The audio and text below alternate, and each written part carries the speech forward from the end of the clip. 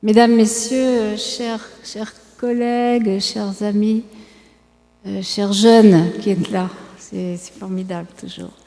Sous cette voûte de la Sorbonne, où vous savez la connaissance a fleuri, s'est nourrie et a été transmise pendant des siècles librement.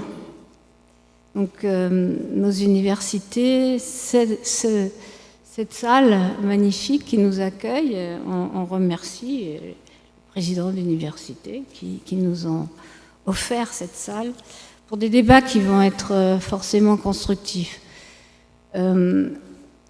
Alors j'avais choisi une phrase, vous voyez, et puis finalement je me suis dit que c'était les mots y étaient. Écouter pour mieux voir ensemble et agir. La parole est à tous. Et dans le domaine de ce qu'on appellera de la difficulté à s'exprimer, dans l'autisme en particulier, où beaucoup des personnes autistes n'ont pas de langage, eh bien, il faut se donner le moyen de les écouter pour savoir ce dont elles ont besoin. Parce que souvent, on a une idée de leurs besoins qui n'est pas exactement celle qu'elles ont dans la tête et dans le cœur. Donc la famille, tous ces intermédiaires extrêmement importants de cette écoute, les familles sont là, elles savent à quel point elles ont eu un rôle dans le changement complet des pratiques qui devrait se généraliser, y compris dans notre pays. Et puis, pour mieux voir ensemble, c'est-à-dire que cette vision du projet, cette anticipation sur le futur pour une personne qui peut avoir quelques mois de vie, on va dire un an, 18 mois, qui peut avoir 18 ans, qui peut avoir 78 ans, mieux voir pour anticiper sur les actions à mener pour la soutenir dans son développement à tous les âges. Et là, j'utilise le terme de développement parce que c'est un terme qui commence à être lui aussi un peu,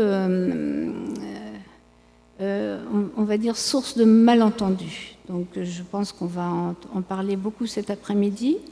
Et ensemble, ce qui veut dire qu'on n'est jamais dans un idéal dont on doit se fixer toujours les objectifs, on n'est jamais tout seul. Il est important de réunir les forces, les énergies pour construire un projet et le mener à bien sur la durée. Vous savez à quel point c'est difficile de faire durer un projet. Et agir, vous voyez, souvent dans les amphithéâtres, à la télévision, dans les réunions, on va dire, de famille, on parle, et puis finalement, quand il s'agit d'agir, de mettre les mains dans le cambouis, comme on dit, on ne trouve plus grand monde. Donc, je suis une femme d'action. Donc, on me demandait pourquoi j'avais fait médecine, et j'ai dit, j'ai fait médecine parce que c'est un métier manuel. Bon. Au-delà des mots. Vous voyez, parce que les mots, en fait, cristallisent des idées, et chacun a une petite idée dans sa tête, et quelquefois, on peut dire des écarts d'idées qui peuvent créer des grandes bagarres. Donc c'est important de revenir sur les mots cet après-midi. On va avoir de bons guides pour revenir sur une définition qui soit, on va dire, plus homogène, harmoniser nos points de vue sur la question. Merci beaucoup, en tout cas. Maria Balgadi.